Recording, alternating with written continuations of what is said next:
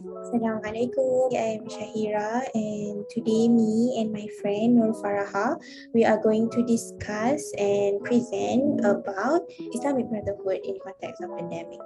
So in 2020, the world was suddenly shaken by the raging pandemic 2019 and was upturned by the sudden need to shut down of businesses, schools, community places and worship places, and people were forced to be quarantined to prevent the infection and spread of the virus.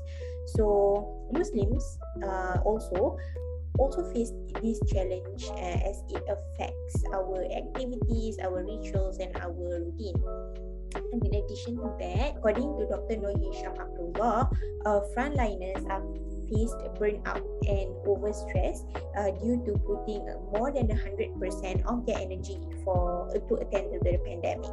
So today we are going to discuss the success, the failure, and the dilemma that is faced by specifically frontliners during the pandemic in the context of brotherhood.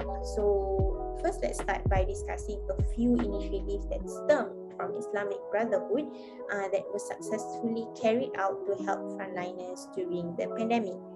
So during the pandemic, Islamic Relief helped Malaysia did fundraising and provide help to the frontliners by delivering food and drink to them, as they don't even have time to actually go out and buy their necessities, and also provided financial assistance to assist them in buying their PPE through the fund raised from COVID-19 Emergency Appeal Campaign. So what we can reflect from this situation is that this aligns with what our Prophet Muhammad SAW had taught, which is narrated in the Hadith: whoever fulfills the need of his brother, Allah will fulfill his needs, and whoever relieves the burden of his brother, then Allah will relieve his burden on the day of resurrection. However, sadly, not all Muslims upheld this brotherhood value.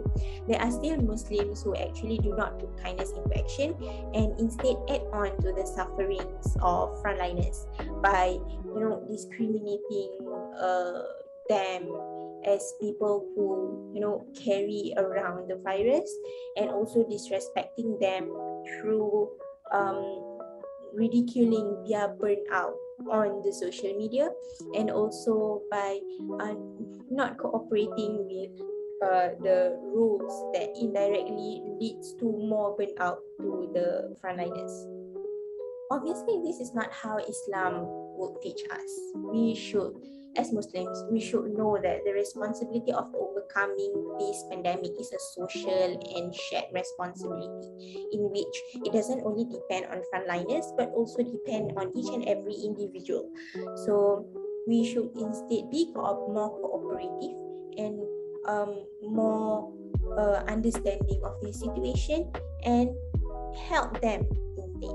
So now I will pass the floor to my friend FARAHA to give inputs on this situation. Thank you, Sister SYAHIRAH. Moving on to the dilemma observed within this issue, it is found that the frontliners do face the struggle of keeping the balance between their responsibilities or amanah. The dilemma of which community they should prioritize first in a time of crisis crossed their mind, and it is difficult to make a decision between serving the nation or serving their families. Since both of the families and the society are considered to be a part of brotherhood, this instills hesitation among the frontliners on what role do they need to fulfill in a time of crisis, whether it is being the lifesavers or the parent, daughter, relatives, and etc. This dilemma is closely related to the Maqasid Syariah itself, which is the protection of life al-haya and the protection of lineage al-nasr. In this case, the protection of life al-haya is considered to be the second property of the Maqasid Syariah, whereas lineage is the third one. However, these imbalanced priorities are still in need for solutions so that the family members' well-being is not being neglected, as Allah also mentioned the importance of honoring family ties in the Quran. To give our input or suggestions on this issue, we personally think that in order to solve this matter comprehensively, the government policies need to be involved in case of helping these frontliners. This includes increasing the employment rates for medical staffs and funding multiple NGOs in every state to help supporting the frontliners' backbone, who is their families, until the situation is calmed down or over. To summarize, there are successes, failures, and dilemmas arose from this pandemic situation in the context of burnt out frontliners. Despite their burnt out and sacrifices, many Malaysians collaborated in order to support these heroes and provide multiple donations as well as provide services for the ones in need. And this considered to be a part of success, as the frontliners' hard work inspired many to become supporters and enrich the sweetness of brotherhood in Islam. However, only a minority of people do so, and it is saddening to see that not all of the frontliners had been given the same privilege of comfort and rest. Thus, this issue of shortages in terms of volunteers and government initiatives are still making this issue of neglected family members being unresolved.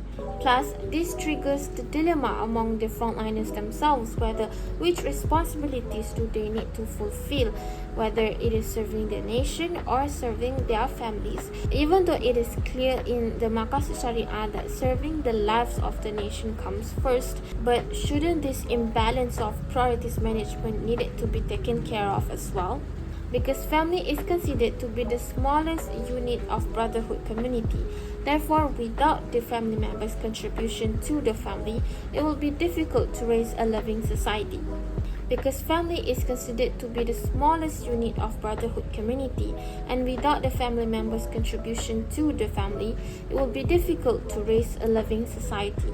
Therefore, it is highly suggested that the government contribution in policies is needed in order to tackle this issue collectively instead of individually.